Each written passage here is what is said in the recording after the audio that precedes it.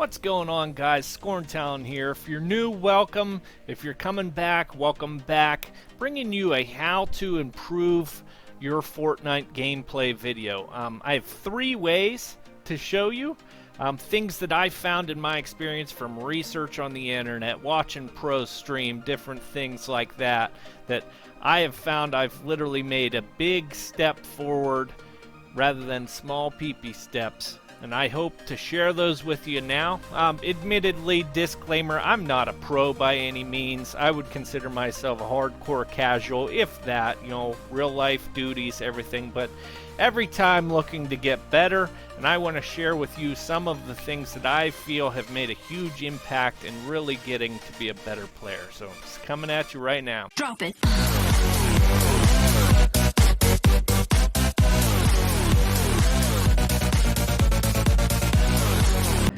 Tip number 1, guys, and if you're anything like me, you had some mixed feelings when creative came out. You were the guy that sometimes went into playground mode, messed around, tried to get better at editing, building, and you only have so much time to play. You're not going to sit there and just twirl and build and edit.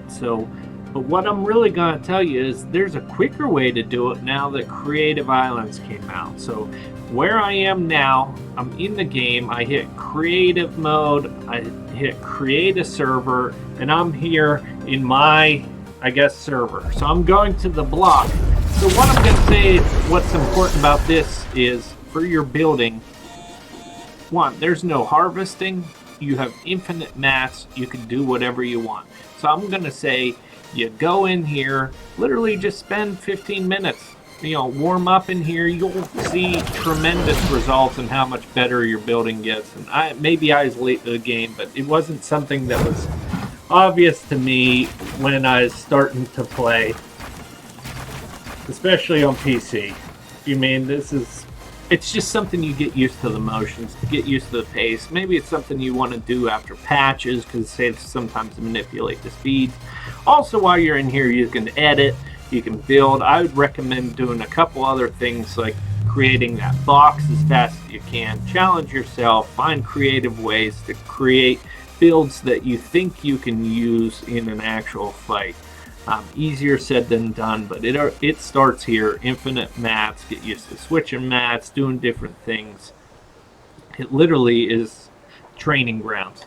That being said, don't just go to your own creative island. Again, I was not too hyped about creative stuff. I'm not that creative, I guess, to come in here and just sit and build. But if you look up, say Google or on Reddit or something, people have their island codes and they have maps where they're practice target ranges where you're shooting blocks, doing different things. They have tunnels where you got to edit and you have to do it in a certain time or build in a certain time. You go to those types of things. It's a different way to challenge yourself than you would otherwise encounter in just a regular match, and it's a great way to accelerate getting better at building. But it's not only that. Again, I would try and shadow or imagine game situations where you keep getting killed, where you get shot in the back or third-partied from the side. Get used to spinning and covering that flank or covering that rear end real quick. Another aspect of building, and maybe a limitation of that advice going into creative, your own island, and just spin, build, whatever for hours, or going into someone else's island and editing or building or doing whatever is.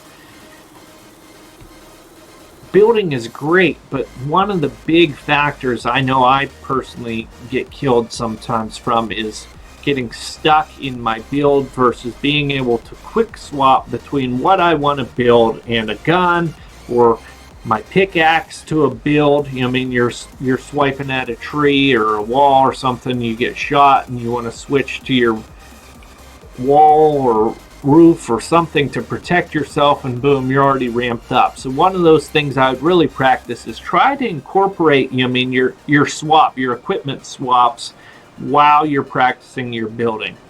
So give yourself a gun in one of these modes, practice doing a 90, practice doing the the turtle shell, I mean, where you're building a complete 1 by 360 degrees around you, but imagine yourself in a situation where you can start to transition that building into gun usage, or from pickaxe to build to gun, like those sorts of things. And I've done it only a little bit, not as much as I should. And I've literally found exponential growth in my ability to play this game. I would say every lobby I'm top 25, maybe not if I'm playing aggressive like crazy, but I mean, just a couple hours here and there of creative mode, and I'm an outside shot to win every match now. So it's a tip that I want to share with you guys, and I think it's something honest that maybe isn't that intuitive, being an experienced player and all, that you might not take the time to go in here and do this. And this is some of the stuff that I think a lot of the high-end players are doing that we're not seeing them do on stream or on YouTube, because it's maybe not the most thrilling content. But get into your creative, Google, Reddit, whatever forum, Epic forums, and get into other creatives and just play around. It's kind of not as high pressure as playing a game or some of these scrims that are going on. So just go check it out. I swear it'll pay off, guys. It's well worth the time.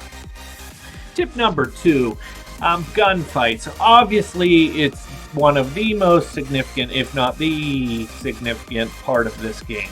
Building and maybe secondary to guns, because guns can literally eliminate your opponents, which is the object of the game. What I want to talk about in raising your own personal ceiling in there is just be aware of some things. Like I know we all watch pros, we all watch YouTube, we all watch, but are we gun swapping? Are we practicing our gun swaps? Think about some scenarios where you have to gun swap. You're stuck pickaxing, you're getting shot, you're swapping your gun. Practice that timing. Practice trying to get those animations down as quickly as possible, because that's the difference between sometimes winning or losing a gunfight. One other big thing, and I know it's something I recently got used to between switching from console to PC back and forth, is key binding your guns, or at least 1 or 2 guns. I only have these middle 2 here, and if I had searched for, say, SMG or some sort of swap gun off of the shotgun, that would be my combo. So I have the more accessible immediate keybind to a gun. If somebody runs up in my face, I could be in my pickaxe, I'm going straight to my shotgun, and then I'm switching. Get used to that timing. You see that? There's a little bit of lag. So gun to gun shooting, pickaxe to gun shooting, getting as many shots off in a short amount of time should be your goal. And it does take some practice, because there's almost some cooldown time in between different guns. We all, if you've been around for like what used to be the meta of the double pump, where you could pump, boom, it was OP, but that's what everyone did. There's some sort of variations to that now, like the gun SMG, or some, people swapping, but that, I guess it's less time, RPG to assault rifle, those sorts of things. But find that meta. Each season, each patch will have some minor changes to the timing mechanisms, and it's critical that you understand that and can use it to your advantage, because it makes the difference sometimes.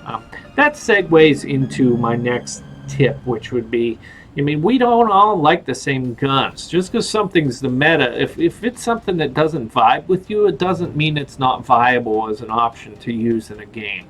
I personally do not like the infantry rifle. People don't like it in general, and it kind of has this bad rapport, but you see guys that are using that thing for its consistency and getting great results. Like, maybe that's a bad example, but there are just certain guns that for whatever reason are as various as we are humans, that people will like, don't like different things. So find what you like, find what you would find to be your optimum loadout.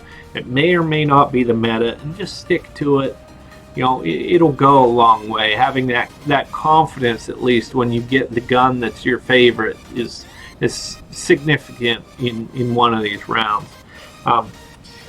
Last, with gunfights, one thing I found that really made me a lot better is playing some of the LTM, like the big modes, like the squad rumble where there's a respawn, the disco mode. I know right now it's the food fight mode. I don't really love that one compared, but I mean, being able to get into fights with little pressure, you die, big deal, you respawn.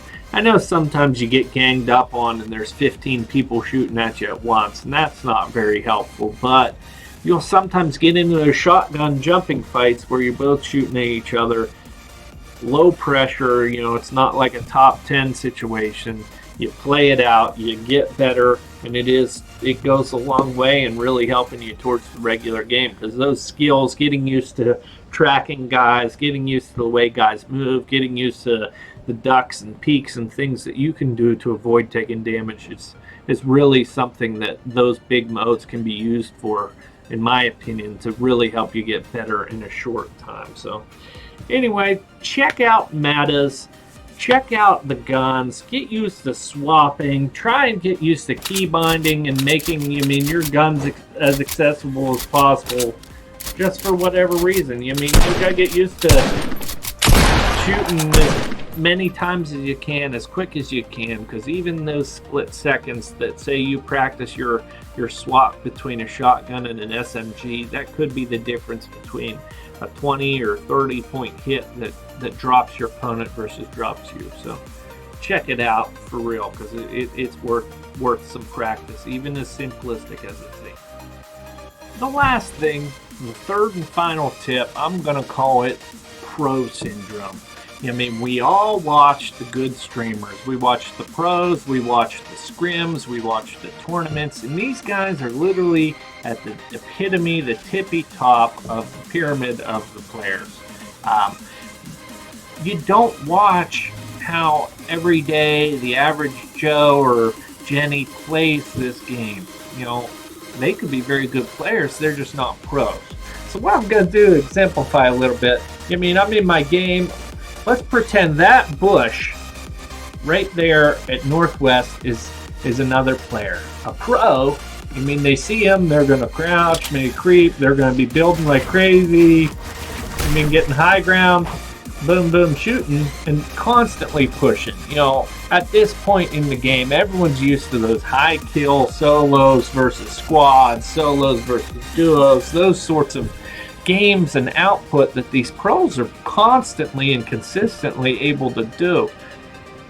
What I'm saying is, if you're like me, I don't know what your goals are. Maybe you want to just be the guy that goes in there and gets 3 kills, gets 45th in the lobby. And sometimes I do that too. I like playing aggressive. I'd rather play aggressive than be a turtle. But if you're looking to maybe get better, you need to start making better decisions, and it goes a long way.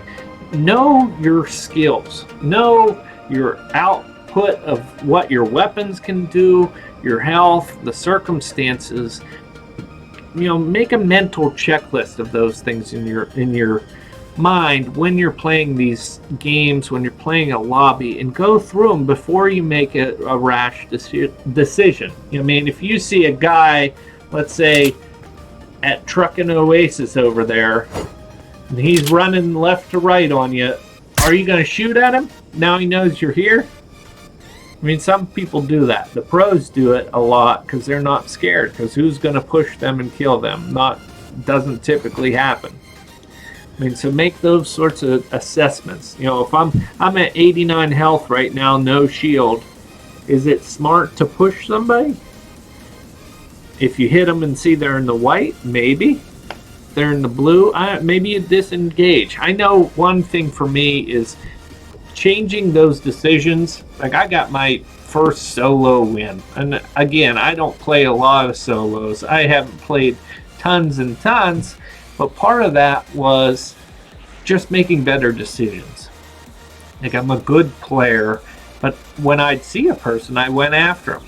If I maybe make more calculated decisions like I did, I'm top 10 every round. So Just saying, don't try to play like a pro. That doesn't mean you can't strive to be a pro. You can't strive to be the guy that's consistently putting up teen level kills every game, 12 kills, 13, 14, 15. I guess 12 isn't team, but I mean, it's just when you watch a professional athlete, when you watch someone that's exceptional, you don't see all the work, all the hours that they put in to get to that point.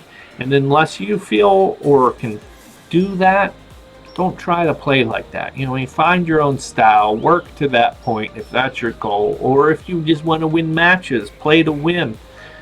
It's all personal. But I'm just saying, look out for that pro syndrome. I know it's so easy. Sometimes you're watching a streamer like me, and I'm watching, like, say, Ninja Cypher, one of those guys. They're playing, and it's like, this game looks so easy. But what you don't take into account is all those background abilities that they have. That, they're exceptional building, their ability to edit and shoot. But it's also that map awareness. They've been in this situation 100,000 times. It's those types of things that make it look easy. And then when you try and play like that, maybe you don't have all that experience, all that knowledge, all that awareness that those guys have. So keep a lookout, be cognizant of your style, be cognizant of your circumstances, and keep kind of working that ability a little bit. It'll help you in the long run. So that's it. I hope you hung in there. I just wanted to share with you guys my 3 best tips, things that I've found have taken me from here to here the fastest, getting better at Fortnite. And I know it's Season 8. It's kind of late in the game for this sort of style, but it's something that I wanted to share with you guys, and I hope you appreciate it. If you have any questions, leave a comment. If you like this, don't like this, feel free to shoot a thumbs up, thumbs down, message me, whatever. But hope you guys are having a good one. Easter's coming up too, so happy Easter. Models popping bottles.